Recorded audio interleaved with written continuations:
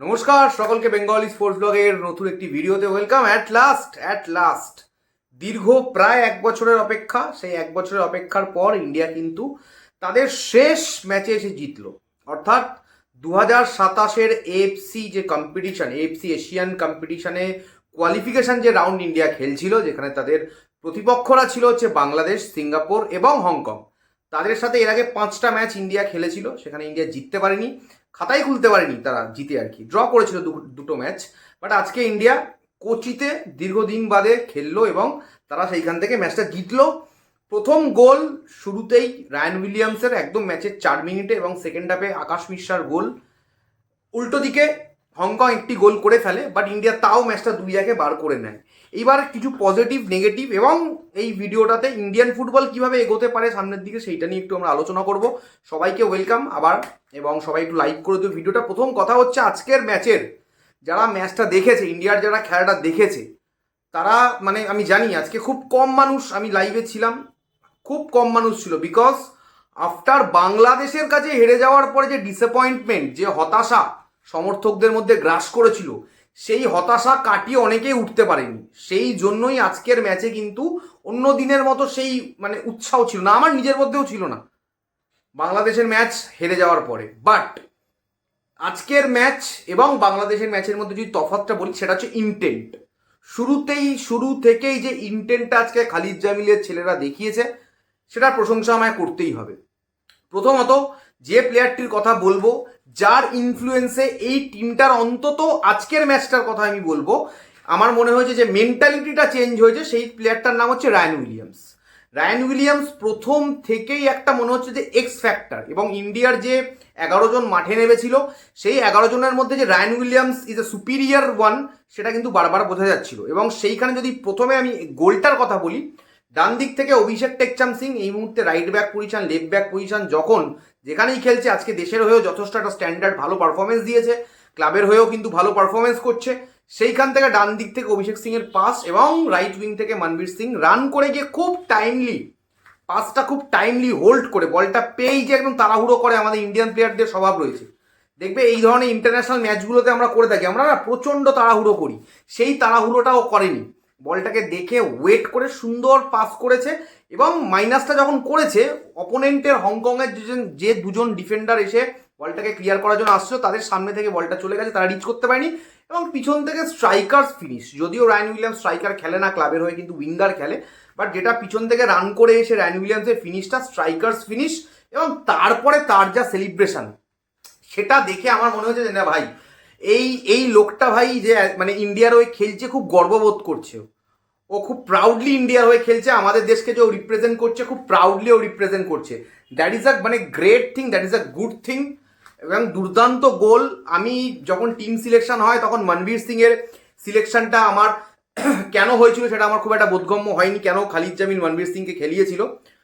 But আজকের performance দেখার পর ম্যাচে আজকে মনবীর সিং আমাকে যথেষ্ট ইমপ্রেস করেছে। এবং আমি সিলেকশন যেটা হয়েছিল, তারপরে আমি সমালোচনা করেছিলাম এই সিলেকশনটা, আমাকে ভুল প্রমাণিত করেছে। আমি খুশি হয়েছি ভুল প্রমাণিত হয়ে, এবং খালিদ জামিল ঠিক প্রমাণিত হয়েছেন, সেটাতেও আমি খুশি হয়েছি, কারণ আমি চাই আমার দেশ ভালো খেলুক। আমি নিজে সবসময় যে ঠিক হতেই হবে আমাকে, এটা মানে মেন টার্গেট বা মেন কি বলবো মোটো নয়। আমার মোটো হচ্ছে যে আমার দেশ জিতছে, আমার দেশ কীরকম খেলছে, সেটা সবচেয়ে গুরুত্বপূর্ণ। যেটা আজকে Manvir Singh through out the match, যেটা আমি বলবো মিডফিল্ডের ওপর থেকে গিয়ে কখনো লেফট উইং, রাইট উইং, কখনো স্ট্রাইকারের জায়গা থেকে বিভিন্ন সময় বিভিন্ন পজিশনে যে আমি কি বলবো যে ফুটবলটা আজকে খেলার চেষ্টা করেছে। এবং বিভিন্ন সময় আমরা দেখেছি যে সান্তে, মনবীর, কখনো লিস্টন, এবং স্পেশালি রায়ান উইলিয়ামস বারবার একটা ট্রায়ো ক্রিয়েট করার চেষ্টা করেছে, কখনো কখনো লিস্টনও সেই ট্রায়োটার মধ্যে আসার চেষ্টা করেছে। সেই জায়গাতে কিন্তু অনেকগুলো মানে গোল্ডেন অপরচুনিটি ইন্ডিয়া ক্রিয়েটও করার মতো জায়গায় চলে গেছিলো, যেখান থেকে ইন্ডিয়া গোল পেতে পারতো। অল ওভার ভালো খেলেছে। লিস্টনের পারফরমেন্স নিয়ে আমি কি বলবো, খুব একটা খাস কিছু বলার নেই। একটা ফ্রি কিক মেরেছিল, যেটা গোলকিপারের হাতে। অল ওভার অ্যাভারেজ ম্যাচ লিস্টনের জন্য। সব থেকে সারপ্রাইজিং যে জিনিসটা আমার ছিল আজকে, যেটা ব্যাক ফোর, লেফট ব্যাকে আকাশ মিশ্রা ফার্স্ট হাফে খুব একটা ভালো খেলছিল না, সেকেন্ড হাফে যদিও আকাশ মিশ্রা গোল পেয়েছে, তারপরে ইঞ্জুরিতে আকাশ মিশ্রা উঠেও গেছে। আকাশ মিশ্রার ইঞ্জুরি হয়েছে, রায়ান উইলিয়ামস ইঞ্জুরিতে উঠেছে এবং আনোয়ার আলীও ইঞ্জুরিতে উঠেছে। আনোয়ার টপিকে আমরা আসছি, ডেফিনেটলি আনোয়ারের ইঞ্জুরি নিয়ে অনেকেই চিন্তিত। এই মুহূর্তে আনোয়ারের ইঞ্জুরি নিয়ে সবথেকে বেশি ইস্টবেঙ্গলের সাপোর্টাররা চিন্তিত হবে।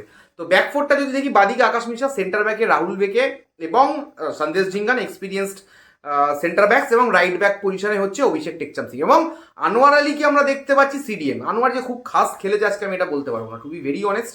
এবং আনোয়ার মানে কি বলবো, অনেকটা আউট অফ পজিশন মনে হচ্ছিল। আনোয়ার যে মানে সেন্টার ব্যাকের জায়গা থেকে সামনের দিকে যেভাবে বলগুলোকে বাড়ায়, ঠিক আজকে সেই মানে ডিফেন্সিভ মিডফিল্ড জায়গা থেকে খুব একটা সেইভাবে স্বাচ্ছন্দ্য বোধ করছিল না, খেলতে পারে। বলের ওয়েট, বলের একটা প্লেয়ার তো একটা পজিশনে খেলে, তার একটা পাসিংয়ের একটা ওয়েট থাকে, তার একটা পাসিংয়ের একটা কোন গতিতে সে পাস করবে, কতটা পাওয়ার জেনারেট করবে একটা শটের পিছনে, সেগুলো তার একটা মাপ থাকে। দীর্ঘদিন খেলতে খেলতে প্র্যাকটিস করতে করতে সেই জায়গাতে বলি না আমরা স্পেশালিস্ট বলে একটা ব্যাপার রয়েছে ফুটবলে পজিশনের, তো সেইটা তো আনোয়ার নয়। তো আনোয়ারের একটা অ্যাভারেজ দিন গেছে। সব থেকে চিন্তার বিষয় আনোয়ারের একটা ইঞ্জুরি হয়েছে।